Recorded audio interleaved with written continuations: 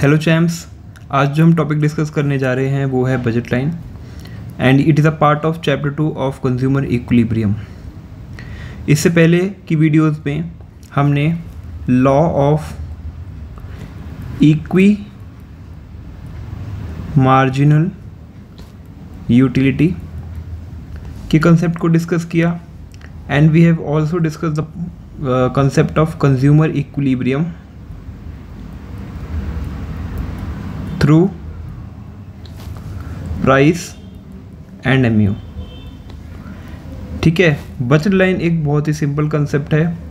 Budget line generally दर्शाता है कि हमारी जो इनकम है वो हमारा इनकम कंस्ट्रेंट दिखाता है बजट लाइन, कि हम अपनी गिवन हमारी लिमिटेड और गिवन इनकम के साथ कितने गुड्स एंड सर्विस को परचेज कर सकते हैं, कंज्यूम कर सकते हैं। ठीक है, सो बजट लाइन क्या है? एक ग्राफिकल रिप्रेजेंटेशन है all the possible combination of two goods which can be purchase with given income. देखिए, इनकम यहाँ पे गिवन है और प्राइसेस भी गिवन है, such that the cost of each of these combination is equal to the money income of the consumer। ठीक है, देखिए क्या है, ये ग्राफिकल रिप्रेजेंटेशन है बजट लाइन पॉसिबल कॉम्बिनेशंस की दो गुड्स के बीच में। वहाँ पे हमारी इनकम और प्राइस जो है गिवन है, हमारी लिमिटेड है, मतलब बता रखे हमको गिवन है, such that the cost of each of these combinations is equal to the money income. मतलब जो कॉम्बिनेशंस होंगे ना वो इस तरीके से होंगे कि हमारी जो मनी इनकम है ना, लिमिटेड हमारी जो गिवन मनी इनकम है कंज्यूमर की, उसको मैच करेंगे, उसके इक्वल होंगे। ठीक है, ये आप जब मैं ग्राफ बनाऊंगा ना अभी बजट लाइन का, तो आपको और अच्छे से क्लियर हो जाएगा। बजट सेट क्या होता है? Budget set is the set of all the possible combinations of two goods which a consumer can afford. देखिए अफोर्ड लिखा है, जब भी अफोर्ड ये सब हो जाएगा तो मनी इनकम बजट की बात आ गई। Given his income and prices in the market, simple definition. ये कहता है ऑल द पॉसिबल कॉम्बिनेशन। ठीक है, एंड बजट लाइन क्या कहती है? ये भी कहती है all the possible which can be purchase with given income prices same such the cost of each of this combination is equal to the money income of the consumer. Money income के equal होनी चाहिए। ठीक है, budget line क्या होती है? इस graph के थ्रू समझते हैं बजट लाइन को। देखिए कॉम्बिनेशन है हमारे पास एप्पल और बनानास का। ये देखिए हमारे पास पॉइंट है EFGHIJ। ठीक है, हमारे एप्पल जो है 4 रुपये के एक एप्पल है, पर यूनिट एप्पल जो है 4 रुपीज़ का है, और बनाना है 2 रुपये per unit, 2 rupees each unit. Apple है 4 रुपीज़ ईच यूनिट एंड बनाना है 2 rupees each unit. And money spend जो है वही हमारी इनकम, क्योंकि जो हमारे पास पैसा है हम उसको मैक्सिमम सारा पैसा खर्च कर रहे हैं। ठीक है ना। जब हम 5 एप्पल्स लेंगे तो हमारी इनकम जो है 5 × 4 और 0 बनाना 0 × 2 20 आएगा। इसी तरीके से 4 एप्पल्स और 2 का कॉम्बिनेशन हमको 20 देगा, 3 और 4 का कॉम्बिनेशन हमें 20 देगा।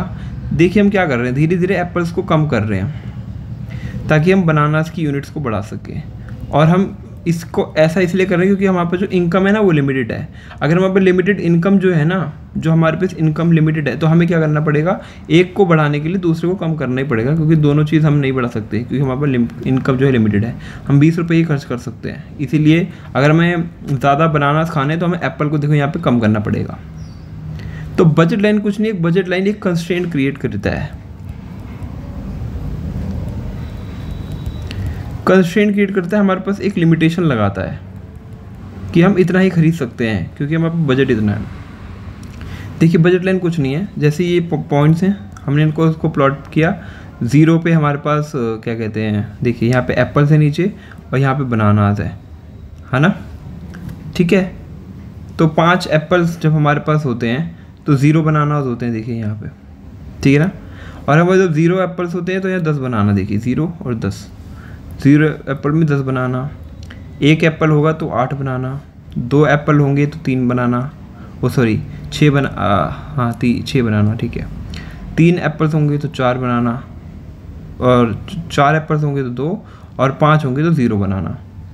तो यही कॉम्बिनेशन जब हमने ये पॉइंट्स को हमने जब ज्वाइन कर दिया ना एक लाइन से जब ज्वाइन करा तो ये बजट लाइन बन गई। बजट लाइन का सिंपल सा मीनिंग ये है कि हम जब कॉम्बिनेशंस निकालेंगे तो कॉम्बिनेशन जो हम प्लॉट करेंगे इस पे, तब जो एक लाइन निकल के आएगी वही हमारी बजट लाइन है। बजट लाइन का मतलब सिंपल सा ये होता है कि हम मैक्सिमम हमारी जो इनकम है हम जब उसको पूरा खर्च करेंगे। देखिए यहाँ पे एक कंसेप्ट है कि हमारी इनकम 20 रुपये, तो हम उसको पूरा खर्च कर रहे हैं। देखिए हर किसी में हम 20 रुपये ही खर्च कर रहे हैं, ऐसा नहीं कि हम किसी और कमोडिटी की क्वांटिटी को कम कर दें और 20 से कम खर्च करें, 18 या 19 या 15 खर्च करें, नहीं, हम पूरा खर्च कर रहे हैं, इसीलिए बजट लाइन क्रिएट हो रही है। ठीक है, बजट लाइन हमारा मैक्सिमम शो करता है कंजम्पशन, कि हम उस पैसे से मैक्सिमम इस लाइन के अंदर जो भी प्रोडक्ट्स आएंगे ना उसको खरीद सकते हैं, उसको कंज्यूम कर सकते हैं। अब देखिए प्रोडक्ट जो पॉइंट डी है, जो पॉइंट डी इंडिकेट क्या करता है, इनकम इज अंडर स्पेंट। जो हमारी इनकम है उससे हमने खर्च किया, क्योंकि ये पॉइंट यहाँ पे अंदर आ रहा है, यानी अभी हमने पूरी इनकम खर्च नहीं करी है, हम कम ले रहे हैं बहुत गुड्स का। लेट सपोज यहाँ पे हमने 1 एप्पल ले लिया और 2 या 3 हमने बनाना ले लिए, ठीक है ना। पॉइंट सी डिनोट करता है अनअटेनेबल, अभी हम इसको अटेन नहीं कर सकते, ठीक है ना। बस यही है बजट लाइन और कुछ नहीं। तो ए बी देखो, ए बी जो बनाना यहाँ पे ए से लेके बी तक क्या बना, नोन एज बजट लाइन। इसको हम प्राइस लाइन भी कहते हैं। प्राइस लाइन क्यों कहते हैं, देखिए क्योंकि प्राइस पे डिपेंड कर रही है बजट लाइन। हमारा प्राइस ये 20 रुपये हमारा जो इनकम है ये कैसे आ रही है, जब हम 5 एप्पल ले रहे हैं 4 रुपये के हिसाब से और 0 ले रहे हैं 2, ऐसे यहाँ पे हम 4 ले रहे हैं 4 रुपये के हिसाब से और 2 ले रहे हैं 2, तो क्या है जो हमारा मनी स्पेंड कर रहे हैं हम किस पे डिपेंड कर रहा है, प्राइस ऑफ प्रोडक्ट पे ना, प्राइस ऑफ प्रोडक्ट। इस वजह से इसको हम प्राइस लाइन भी कहते हैं, ठीक है। नेक्स्ट कॉन्सेप्ट आगे बढ़ते हैं। बजट लाइन को हम शो कर सकते हैं M = PA into QA, PB into QB। क्या मतलब है, P = price of A and Q = quantity of A। Similarly B = price of B, let suppose banana, and Q = quantity of B। इसके आगे भी हो सकते हैं, और भी प्रोडक्ट्स और कमोडिटी हो सकते हैं, लेकिन हमारे केस में हम सिर्फ 2 गुड्स की बात करेंगे। बजट लाइन बनाने के लिए हमें 2 गुड्स की ज़रूरत पड़ेगी, इसलिए यहाँ पे हमने 2 गुड्स लिए हैं, 2 प्राइस लिए हैं एंड 2 क्वांटिटीज़ लिए हैं, ठीक है। M क्या है हमारा, मनी इनकम है, ठीक है। All the points on the budget line A B जो हमने अभी ऊपर ग्राफ देखा, ये वाला हमारा ग्राफ जो था A से B तक, तो इस बजट लाइन पे जितने भी इंडिकेट करेगा बंडल्स को which cost exactly equal to M, जो एग्जैक्टली इक्वल टू M है ना, ये देखिए एग्जैक्टली इक्वल टू M, ये हमारी बजट लाइन है।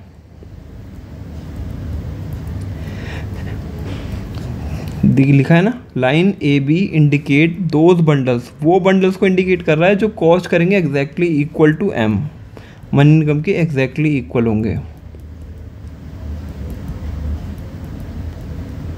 ठीक है। इसलिए इसको ही बजट लाइन कहेंगे, बजट लाइन यही होती है। अब हम बात करते हैं slope of budget line. Slope of budget line क्या होता है, will be the number of units of bananas that a consumer is willing to sacrifice for an additional unit of apple। जब हम एप्पल की यूनिट्स को धीरे धीरे increase करेंगे ना, एप्पल की यूनिट्स को बढ़ाएंगे, तो उस टाइम पे हम बनाना सेक्रीफाइस कर रहे होंगे। तो जब हम जितना बनाना सेक्रीफाइस करेंगे and to gain additional unit of apple, तो उस पॉइंट्स को जब ज्वाइन करेंगे ना, तो जो स्लोप निकल के आएगी वो बजट लाइन होगी। सिंपल सा मीनिंग है कि एक को बढ़ाने के लिए जब हम दूसरे को कम करते हैं एंड जब उससे जो हमारा पॉइंट्स निकल के आते हैं डिफरेंट कॉम्बिनेशन, एंड जब उसको ज्वाइन करते हैं तो वो बजट लाइन क्रिएट करेगी। बट उसकी जो स्लोप होगी वो कौन डिटरमाइन करेगा कि हम कितना नंबर ऑफ यूनिट्स को सेक्रीफाइस करेंगे to gain an additional unit, चाहे वो एप्पल हो, बनाना हो या कोई प्रोडक्ट हो, उसी से स्लोप ऑफ बजट लाइन आती है। देखिए इसको फॉर्मूले के तौर पे क्या लिखा है, slope of budget line it is equal to units of banana willing to sacrifice upon units of apple willing to gain, कि कितना बनाना को सेक्रीफाइस करोगे to gain an additional unit of apple. देखिए slope of budget line is denoted by market rate of exchange, MRE। ये concept है नया, तो market rate of exchange समझना है क्या होता है। ये रेट होता है at which one good is sacrificed in the market to obtain extra unit of other good. कुछ नहीं है, जहाँ पे मार्जिनल रेट आएगा, लाइक मार्जिनल रेट, जब मार्जिनल रेट आएगा ना, तो ये या तो सब्स्टिट्यूशन से रिलेटेड होगा या तो एक्सचेंज से। दोनों का मतलब एक ही जैसा है। क्यों? सब्स्टिट्यूट करने का मतलब है एक को बढ़ाना दूसरे को कम करना, एक्सचेंज का मतलब यही है एक को बढ़ाना दूसरे को कम करना, तो कुछ डिफरेंस नहीं है, वो ये वही चीज़ है। बस देखो यहाँ पे देखो सेम डेफिनेशन है, वो रेट वो दर विच, क्योंकि हमने MRS की डेफिनेशन पढ़ी थी ना, वो भी एक रेट होता है at which one good is sacrifice to in the market to obtain an extra unit of other good. तो सिंपल सा मीनिंग है कि MRE भी यही होता है, उसी से हम स्लोप ऑफ बजट लाइन निकालते हैं। स्लोप ऑफ बजट लाइन कुछ नहीं है, जो सेक्रीफाइस किया अपॉन में गेन किया। It is rightly said that price ratio PA upon PB, price of Apple upon price of banana, indicate slope of budget line. जो प्राइस है ना वो इंडिकेट करता है स्लोप ऑफ बजट लाइन, क्योंकि उसी के बेसिस पे हम जो है सेक्रीफाइस और गेन करेंगे।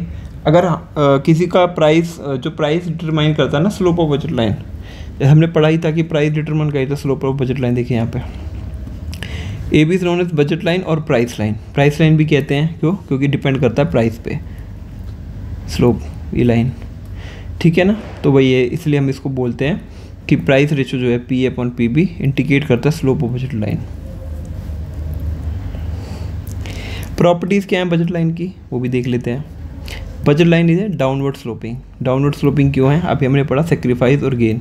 As it is negative slope that it slope downward as more of one good can be brought by decreasing some units of other goods. देखिए ये वही चीज़ है, जब भी हम स्लोप की बात करेंगे है ना, तो हमेशा सेक्रीफाइस और गेन की बात आएगी कि कितने यूनिट्स हम सेक्रीफाइस कर रहे हैं to gain additional unit. And उसको जब हम प्लॉट करेंगे, पॉइंट्स को ज्वाइन करेंगे, तो जो आएगी ना स्लोप, वही स्लोप है बजट लाइन, ठीक है। Budget line is a straight line. Straight line क्यों होगी? As it is represented by price ratio which is constant throughout the budget line. Budget line straight क्यों होगी? क्योंकि प्राइस रेशो पे depend कर रही है। एंड ऐसा नहीं है कि ईच यूनिट के साथ प्राइस चेंज हो रहा है, प्राइस जो है कांस्टेंट है। लेट्स सपोज हमने एप्पल का प्राइस लिया था 4 एंड बनाना का क्या लिया था ₹2।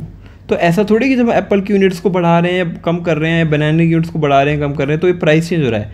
प्राइस तो फिक्स ही है, इसीलिए जब प्राइस फिक्स है, और इसको प्राइस, बजट लाइन को प्राइस लाइन भी कहते हैं, प्राइस लाइन भी कहते हैं, इस वजह से स्ट्रेट लाइन है। It is represented by price line which constant through out the budget line, ठीक है। अब शिफ्ट्स भी होते हैं बजट लाइन में, जैसे कि हमने उसमें बात की थी कि शिफ्ट होते हैं हमारे मार्जिनल यूटिलिटी में, उससे PPC कर्व में, प्रोडक्शन पॉसिबिलिटी फ्रंटियर कर्व में, जैसे यहाँ शिफ्ट होता है, पीछे शिफ्ट होता है, इसी तरीके से। और जैसे IC में होता है, IC आगे पीछे होता है, ठीक है ना। तो इसी तरीके से बजट लाइन जो है वो भी शिफ्ट होती है। IC में शिफ्ट नहीं होता, IC में प्रेफरेंस होती है डिफरेंट, ठीक है ना। इसको IC के कंसेप्ट को क्या पता हम आगे और अच्छे फ्यूचर वीडियोज़ में और अच्छे से डिस्कस करें। अभी तो मैंने अच्छे से पिछली वीडियो में IC कर्व को बहुत अच्छे से डिटेल में एक्सप्लेन किया है, तो प्लीज़ जाके IC कर्व देखिए वहाँ पे, ठीक है। अभी हम बात करेंगे बजट लाइन कैसे शिफ्ट होता है। Effect of change in income of the consumer. देखिए बजट लाइन कब चेंज होगा, शिफ्ट होगा, जब इनकम बढ़ जाएगी। अभी तक तो क्या था, हमारी इनकम जो है लिमिटेड थी, तो लिमिटेड इनकम में जो भी हम प्लॉट करेंगे वो ऐसे बजट लाइन बन गई। लेकिन लेट सपोज हमारी इनकम बढ़ गई, तो इनकम बढ़ेगी तो एकदम से क्या होगा, बजट लाइन शिफ्ट हो जाएगी राइटवर्ड। क्यों? राइटवर्ड की शिफ्ट हो रही है बजट लाइन। जैसी AB बजट लाइन है, इनकम अगर बढ़ गई तो ये आगे बढ़ गई, A1 B1 बन गई, और अगर इनकम कम हो गई तो A to BT हो गई, लेफ्टवर्ड शिफ्ट हो गई। ऐसा इसलिए हो गया क्योंकि अगर इनकम ही कम हो जाएगी तो हमारा जो बजट सेट है, बजट सेट यहाँ पे मैक्सिमम जो हमारा था वो कम होगा अगर इनकम कम हो गई तो, क्योंकि हम कम यूनिट्स खरीद पाएंगे एप्पल्स और बनानास की या कोई भी 2 गुड्स की। और अगर इनकम बढ़ गई तो हम ज़्यादा यूनिट्स खरीद पाएंगे क्योंकि पैसा ज़्यादा है हमारे पास, ठीक है। इसलिए बजट राइटवर्ड शिफ्ट हो जाता है। देखिए in this case budget line will shift as income increases. अगर इनकम बढ़ेगी तो consumer will able to buy more bundles of goods, ज़्यादा खरीद पाएगा, ऑब्वियस सी बात है, पैसा ज़्यादा होगा तो ज़्यादा खरीदेगा। तो it shift from AB to A1 B1, AB to A1 B1, ये नई बजट लाइन हमारी हो गई डॉटेड वाली। सिमिलरली अगर डिक्रीज करेगी इनकम तो ये विल लीड करेगा लेफ्टवर्ड शिफ्ट, जैसी लेफ्टवर्ड शिफ्ट आया यहाँ पे देखिए, तो इसको कहेंगे बजट लाइन शिफ्ट कर गई AB से A to B2, ठीक है ना। यहाँ पे देखिए मैंने लिखा है कि राइटवर्ड शिफ्ट हो रहा है तो budget line shift from right AB to A1 B1 due to increase in income, and leftward shift हो रहा है due to decrease in income. खाली हमें इतना ध्यान रखना है। अब शिफ्ट और किसी वजह से भी हो सकता है। इनकम की वजह से होता है, एंड दूसरा होता है change in price, price change की वजह से भी होता है। अगर change in price of both the commodities है, दोनों कमोडिटीज़ के प्राइस में चेंज हो रहा है, तो बजट लाइन क्या होगी, तब शिफ्ट करेगी। या तो अगर प्राइस बढ़ेगा दोनों का तो लेफ्टवर्ड शिफ्ट होगी, क्योंकि अभी मान लीजिए ये था हमारी बजट लाइन, ठीक है। अब एक गिवन इनकम, गिवन प्राइस पे हमारी, गिवन इनकम पे हमारी बजट लाइन ये थी, लेकिन अगर प्राइस बढ़ गया तो कमोडिटी महंगी हो गई, कमोडिटी महंगी हो गई तो हमारी तो गिवन इनकम लिमिटेड है, तो प्राइस बढ़ जाएगा तो हम कम खरीद पाएंगे, इसलिए लेफ्टवर्ड शिफ्ट हो जाएगा। लेफ्टवर्ड शिफ्ट हो गया क्योंकि अब हम कम खरीद पाएंगे बंडल्स को। लेकिन लेट सपोज प्राइस कम हो गया, प्राइस डिक्रीज हो गया, तब ये राइटवर्ड शिफ्ट होगा, तब ये राइटवर्ड शिफ्ट होगा। क्यों? क्योंकि अब गिवन इनकम तो लिमिटेड थी, इनकम तो गिवन ही थी हमारे को, लेकिन प्राइस कम हो गया तो उसी प्राइस कम होने की वजह से हम ज़्यादा क्वांटिटी खरीद पाएंगे उन गुड्स की, क्योंकि अब प्राइस कम हो गया है, हमारे पास ज़्यादा इनकम बच रही है, ठीक है ना, यही चीज़ है। दूसरा है change in price of commodity on x axis. Let suppose अभी तो हमने दोनों कमोडिटीज़ की प्राइस में चेंज की बात की, लेकिन अगर किसी एक कमोडिटी की प्राइस में चेंज हुआ, जैसे कि प्राइस चेंज हुआ एक्स एक्सिस यानी एप्पल का, तो एप्पल का प्राइस चेंज हुआ, मान ली ये हमारी बजट लाइन थी ए बी।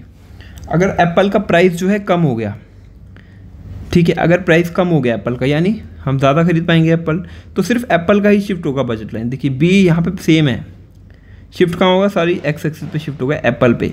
तो अभी तक जो ए बी था वो हो गया A1 B1, यानी एप्पल की क्वांटिटीज अब ज़्यादा खरीद सकते हैं क्योंकि एप्पल का प्राइस कम हो गया है। बट अगर एप्पल का प्राइस जो है बढ़ गया, अगर एप्पल का प्राइस बढ़ गया तो हम कम डिमांड करेंगे, हमारे पास इनकम कम बचेगी ना, तो हम कम खरीद पाएंगे एप्पल, इसलिए देखिए लेफ्टवर्ड शिफ्ट हो गया A2 से B। Budget line shift from AB to A1 B1 due to decrease in the price of apple. अगर डिक्रीज हुआ तो ये इस राइटवर्ड शिफ्ट होगा, और अगर AB टू A2 B2 क्योंकि इंक्रीज होगा तो लेफ्ट। देखिए इन्वर्स होता है, प्राइस और डिमांड का रिलेशन इन्वर्स होता है। मतलब अगर प्राइस बढ़ेगा तो डिमांड कम होगी नॉर्मल गुड के केस में। तो नॉर्मल एप्पल तो नॉर्मल गुड है, नॉर्मल गुड का मतलब होता है कि जो हम डेली कंज्यूम कर रहे हैं उस तरीके का गुड है, ठीक है। एप्पल हो गया, जैसे बनाना हो गया, ठीक है। तो बजट लाइन क्या करेगी, एप्पल केस में इस तरीके से शिफ्ट होगी। और सेम केस है बनाना के साथ, ठीक है। ये वाई एक्सिस पे हमारा बनाना, तो अब ए फिक्स रहेगा क्योंकि प्राइस जो चेंज हो रहा है वो हो रहा है बनाना का खाली, एप्पल का चेंज ही नहीं हो रहा, तो एप्पल फिक्स है। तो बनाना का अगर प्राइस बढ़ गया, मान लीजिए इंक्रीज हो गया प्राइस बनाना का, तो उसका ऑब्वियस सी बात है कि बजट लाइन जो है लेफ्टवर्ड शिफ्ट होगी। क्यों? क्योंकि अब बनाना कम खरीद पाएंगे, इसलिए देखिए लेफ्टवर्ड शिफ्ट हो गया, लेफ्टवर्ड शिफ्ट हो गया। और अगर प्राइस बढ़ गया बनाना का, सॉरी ये तो अभी कम किया तो लेफ्टवर्ड शिफ्ट हो गया। अगर प्राइस कम हो गया, तो ज़्यादा बनाना खरीद पाएंगे, इसलिए वो राइटवर्ड शिफ्ट हो गया, ठीक है। ये ऊपर एरो है, इसका मतलब ये नहीं कि राइटवर्ड इसको ऐसे कहेंगे, इसको लेफ्टवर्ड ऐसे कहेंगे, इससे कोई मतलब नहीं है। ये जो इस तरीके से हमने कर रखा है यहाँ पे, हम इसको इस तरीके से भी शो कर सकते हैं राइटवर्ड, और ये लेफ्टवर्ड इस तरीके से भी शो कर सकते हैं। तो इसमें भी वही चीज़ लिखी है कि ये शिफ्ट हुआ क्योंकि डिक्रीज प्राइस, और ये शिफ्ट हुआ लेफ्टवर्ड क्योंकि इंक्रीज था प्राइस में। एक चीज़ हम समझ लेते हैं एक्स्ट्रा में कि कार्डिनल यूटिलिटी और ऑर्डिनल यूटिलिटी का कॉन्सेप्ट में क्या डिफरेंस है। हमने इसको पढ़ा नहीं था ढंग से, मतलब पढ़ा था बट हमने इसका डिफरेंस नहीं देखा था, क्या डिफरेंस होता है। देखिए कार्डिनल यूटिलिटी अप्रोच में क्या होता है, ये एज्यूम किया जाता है कि यूटिलिटी को मेजर कर सकते हैं कार्डिनल टर्म्स में, यानी न्यूमेरिकल वैल्यूज में, सच एज 1 2 3 एटसेट्रा। लेकिन ऑर्डिनल यूटिलिटी के केस में यूटिलिटी एक सब्जेक्टिव कंसेप्ट है, क्योंकि यहाँ पे हम रैंक नंबर नहीं दे सकते अपनी यूटिलिटी को, which can not be measured. We just rank the scale of preference, कि हमारी प्रेफरेंस इस लेवल की है, इस लेवल की है, इस लेवल। सो यूटिलिटी जो ऑर्डिनल केस होता है ना, वहाँ पे रैंक की जाती है प्रेफरेंसेस को, एंड अंडर कार्डिनेट में हम उसको न्यूमेरिकल टर्म्स में मेजर करते हैं। अंडर कार्डिनल अप्रोच, सॉरी अगर बाहर की कोई भी आवाज़ आती है प्लीज़ इग्नोर कीजिएगा प्लीज़। अगर कार्डिनल अप्रोच में यूटिल जो है वो डेवलप है तो यूनिट ऑफ मेजर यूटिलिटी, ठीक है। मेजर एज अ मेजर को हम यूज़ करते हैं, एज अ मेजर के तौर पे यूटिल को यूज़ करते हैं ताकि वो मेजर कर पाए यूटिलिटी को। बट ऐसा कोई मेजरमेंट का टूल नहीं है अंडर ऑर्डिनल यूटिलिटी, ठीक है। ये बेसिक था, थोड़ा हमें पढ़ना था तो हमने पढ़ लिया, ठीक है। अब कंज्यूमर इक्विलिब्रियम की बात करते हैं through the IC curve. indifference curve. Consumer equilibrium refers to the situation in which a consumer derive maximum satisfaction. वो अपनी maximum satisfaction derive करता है कब? With no intention to change it subject to given price and given income. देखिए यहाँ पे भी क्या है, given price और given income. तो बजट का जब भी कंसेप्ट आएगा ना, हमारी इनकम और प्राइस हमेशा गिवन रहेगा, क्योंकि तभी हम एक बजट लाइन बना सकते हैं, क्योंकि हमारे पास इनकम लिमिटेड। अगर अनलिमिटेड इनकम हो जाएगी तो हम बजट का कॉन्सेप्ट ही नहीं है ना। क्यों नहीं है? अरे अनलिमिटेड इनकम है, हमें क्या ज़रूरत है सोचने की, हम खर्च करते जाएंगे, खरीदते जाएंगे। लेकिन जब हमारे पास जब भी लिमिटेशन आएगी तभी हम सोचना पड़ेगा ना कि हमें कहाँ पे खर्च करना है। इसीलिए प्राइस और इनकम गिवन है, तो कंज्यूमर इक्विलिब्रियम कब आएगा? वो सिचुएशन होगी जब कंज्यूमर डिराइव करेगा, देखिए सेटिस्फैक्शन हमेशा चाहिए कंज्यूमर को मैक्सिमम, जब मैक्सिमम सेटिस्फैक्शन डिराइव करेगा और कोई उसको मन नहीं करेगा चेंज करने का, वहाँ से मैक्सिमम सेटिस्फैक्शन डिराइव करता है सब्जेक्ट उसकी प्राइस और इनकम गिवन हो। The point of maximum satisfaction is achieved by studying IC map and budget line. जब हम आईसी मैप और बजट लाइन को टुगेदर पढ़ेंगे ना, तभी हमारे को मिलेगा वो concept budget line consumer equilibrium का।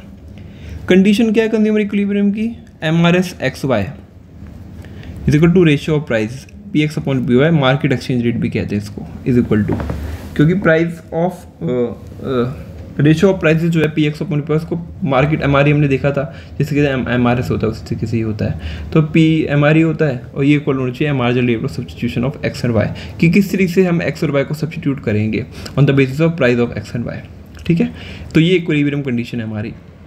लेकिन कभी कभी क्या होता है, एम आर एस जो होता है हमारा, जो हम हमारे सब्स्टिट्यूशन का रेट होता है ना M R S X Y, वो P X upon P Y से ग्रेटर होता है। देखिए यहाँ पे ग्रेटर है, तो इसका मतलब है इक्विलिब्रियम में नहीं है। It means to obtain 1 more unit of X the consumer is willing to sacrifice more units of Y, क्योंकि वो ज़्यादा एम आर एस डिराइव कर रहा है फ्रॉम द एक्स। ठीक है, तो वाई को वो ज़्यादा सब्स्टिट्यूट करने लगेगा as compare to what is required in the market, की मार्केट में कितनी रिक्वायरमेंट है उसके हिसाब से ज़्यादा वो सब्स्टिट्यूट करने लगेगा, सेक्रीफाइस करने लगेगा वाई को to gain additional unit of X. तो इस केस में क्या होगा, consumer induce to buy more of X, as a result जो एम आर एस होगा फॉल करने लगेगा। जैसे एम यू फॉल करता है, देखो हमें पढ़ा है एम यू कैसे फॉल करता है, कोई भी कमोडिटी हम ज़्यादा खर्च यूज़ करेंगे तो उसका एम यू फॉल करने लग जाता है, इसीलिए एम आर एस जो है फॉल करने लगेगा, और वो जब तक फॉल करेगा it becomes equal to the ratio of prices, जब तक फॉल करता रहेगा जब तक वो M R S X Y is equal to P X upon P Y नहीं हो जाता, और हमारा इक्विलिब्रियम अचीव हो जाएगा and the equilibrium is established. ये तो पहला केस हो गया जब एम आर एस ज़्यादा है। लेकिन कब दूसरा केस है कि एम आर एस छोटा है, P X upon P Y है, रेशियो बड़ा हो गया। It means to obtain 1 more unit of X को लेने के लिए the consumer is willing to sacrifice less units of Y. यहाँ पे लेस कम खर्च करेगा, कम सेक्रीफाइस करेगा वाई को टू गेन एडिशनल, क्योंकि अब उसको एक्स में ज़्यादा इंटरेस्ट नहीं है, प्राइस ज़्यादा हो गया है ना, as compare to what is required, कि कितना रिक्वायरमेंट है मार्केट में, उससे कम सेक्रीफाइस करेगा वाई को ताकि वो एक्स को गेन कर पाए। तो ये भी इक्विलिब्रियम कंडीशन नहीं है। तो it induce the consumer to buy less of X, कम करेगा खर्च एक्स को, यहाँ पे तो मोर कर रहा था, more of unit of X, यहाँ पे कम करेगा, and more of Y, Y को बढ़ाएगा, एक्स को कम करेगा। As a result M R S जो है बढ़ने लगेगा एक्स का, एम आर एस कम होने लगेगा एक्स का और वाई का बढ़ने लगेगा, till it becomes equal to M R X X Y is equal to P X upon P Y. और दूसरी कंडीशन क्या है, M R S continuously fall करना चाहिए, डिमिनिशिंग एम आर एस होना चाहिए। ठीक है ना, डिमिनिशिंग एम आर एस, जैसे डिमिनिशिंग एम यू होता है ना, उसी तरीके से diminishing M R S. At the point of equilibrium I C curve must be convex to the origin, origin को कॉन्वेक्स होना, जिस आई सी हमें पता है कॉन्वेक्स होता है, ओरिजिन को ये ओरिजिन होता है, इसकी कॉन्वेक्स होता है। At the point of equilibrium unless M R S continuously fall the equilibrium can not be achieved. अगर ये एम आर एस फॉल नहीं करेगा तो ये कॉन्वेक्स नहीं बनेगा और कभी भी इक्विलिब्रियम कंडीशन अचीव नहीं हो पाएगी। देखिए अब दिखाता हूँ इक्विलिब्रियम कंडीशन होती क्या है, कंज्यूमर इक्विलिब्रियम इंडिफरेंस का अप्रोच क्या होता है। देखिए ये हमारी बजट लाइन है कि हम इतना पैसा खर्च कर सकते हैं, हमारी इतनी मैक्सिमम कैपेसिटी है। अब हमारे पास 3 आईसी है, एक ही आईसी है, एक ही आईसी है, एक ही आईसी है। तो जो भी आईसी हमारी बजट लाइन को टच करेगा टेंजेंट होगा। टेंजेंट का मतलब होता है जैसे कि कोई भी कर्व जो है ऐसे ऐसे टच करे ना, इस तरीके से देखिए ये और ये ऐसे स्ट्रेट लाइन्स को टच करती है कर्व को इस तरीके से एक पॉइंट पे, जैसे ये कर्व है और यहाँ पे एक टच कर रही है पॉइंट पे, तो इसको ही कहेंगे टेंजेंट टू द कर्व। तो कर्व जो हमारा IC2 है हमारी बजट लाइन उसको टेंजेंट है, तो इक्विलिब्रियम हमारा ई पे अचीव हुआ। अगर हमारा बजट लाइन लेफ्टवर्ड शिफ्ट होता, मान ली इस तरफ शिफ्ट होता, इस तरफ। तो यहाँ पे हमारा कुछ होता है, IC का पॉइंट टेंजेंट होता, तो हमारा IC1 जो है वो हमारा कंज्यूमर इक्विलिब्रियम क्रिएट करता, ठीक है, और H हो भी हो सकता था, लेकिन क्या है हमारा IC2 ही बजट लाइन को टेंजेंट है। तो हम रैंक तो ज़्यादा दे सकते हैं लेकिन हमारा बजट ही नहीं है, तो क्या फ़ायदा। हम रैंक तो कम दे सकते हैं लेकिन हमारा बजट और है, हम और मैक्सिमम सेटिस्फेक्शन अचीव कर सकते हैं पॉइंट ही। तो इसीलिए हम ये सेकंड IC को कंसिडर करेंगे क्योंकि हमारा टेंजेंट है। तो budget line is tangent to IC2 at point E। This is the point of consumer equilibrium where the consumer purchases OM quantity of X and ON quantity of Y, ठीक है। ये budget line budget है हमारा equilibrium condition जहाँ पे OM quantity of X है and ON quantity of Y है, यही हमारा बजट लाइन है, ठीक है। तो स्लोप ऑफ इंडिफरेंस कर्व क्या होता है, स्लोप ऑफ इंडिफरेंस कर्व, ये हमारा इंडिफरेंस कर्व है, is equal to slope of budget line. कैसे, देखिए ये जो हमारा IC है यहाँ पे इस पॉइंट पे स्लोप और बजट लाइन का देखिए ये दोनों का स्लोप यहाँ पे सेम किससे के सेम है, एक पॉइंट पे टच कर रहे हैं दोनों, इसी वजह से इन दोनों का सब सेम है और यहीं पे क्या होगा, इक्विलिब्रियम कंडीशन अचीव हो जाएगी, ठीक है।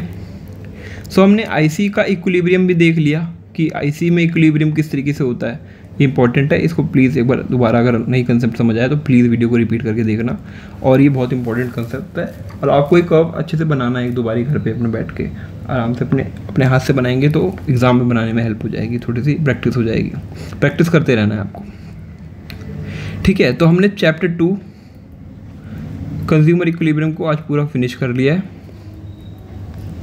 इससे रिलेटेड जितने भी कंसेप्ट हैं हमने सब डिस्कस कर लिए हैं, ठीक है। तो एंड इसके जो नोट्स हैं मैंने वो अपने टेलीग्राम चैनल पे अपलोड कर दिए हैं, तो प्लीज़ टेलीग्राम चैनल पे जाके ज्वाइन कीजिए टेलीग्राम चैनल को और वहाँ से अपने नोट्स को डाउनलोड कीजिए फ्री ऑफ कॉस्ट, ठीक है। आज हमने अपना बजट लाइन का कंसेप्ट डिस्कस करा, IC इक्विलिब्रियम का कंसेप्ट डिस्कस किया एंड हमने पूरी तरीके से कंज्यूमर इक्विलिब्रियम के टॉपिक को कवर कर लिया है। एंड आपको अगर ये चैप्टर और चैप्टर 1 भी मेरा पूरी तरीके से कंप्लीट कर दिया है माइक्रो इकोनॉमिक्स का, एंड चैप्टर 2 भी, तो हमारे दोनों चैप्टर कंप्लीट हो गए। नेक्स्ट हम वीडियोज़ में हम बात करेंगे डिमांड की, व्हाट इज़ डिमांड, कैसे होता है डिमांड के फंक्शंस क्या होते हैं, डिफरेंट मार्केट डिमांड क्या होता है, इंडिविजुअल डिमांड कर्व क्या होता है एंड किस तरीके से लॉ ऑफ डिमांड होता है, डिफरेंट जितने भी नॉर्मल गुड्स क्या होते हैं, इन्फीरियर गुड्स क्या होते हैं, सब्स्टिट्यूट गुड्स क्या होते हैं, कॉम्प्लीमेंट्री गुड्स क्या होते हैं, ठीक है। तो डिमांड से रिलेटेड जितनी भी चीज़ें हम डिस्कस करेंगे। एंड इस चैप्टर 1 एंड चैप्टर 2 में की कोई भी प्रॉब्लम है आपको तो प्लीज़ कमेंट करिए, कमेंट सेक्शन में पिन डाउन कीजिए मुझे, एंड मैं कोशिश करूँगा कि उसके लिए रिगार्डिंग कोई वीडियो बना दूँ आपके डाउट्स को सॉल्व करने के लिए, ठीक है। तो हमारी तरफ से ये चैप्टर भी डन हुआ है एंड प्लीज़ वीडियो को पसंद कीजिए, देखिए ज़्यादा से ज़्यादा। आपको पढ़ाई में हेल्प हो तो प्लीज़ कमेंट कीजिए किस तरीके से आपको हेल्प हो रही है पढ़ाई में, इससे मुझे ही मोटिवेशन मिलेगी, ठीक है। So thank you guys, thank you so much.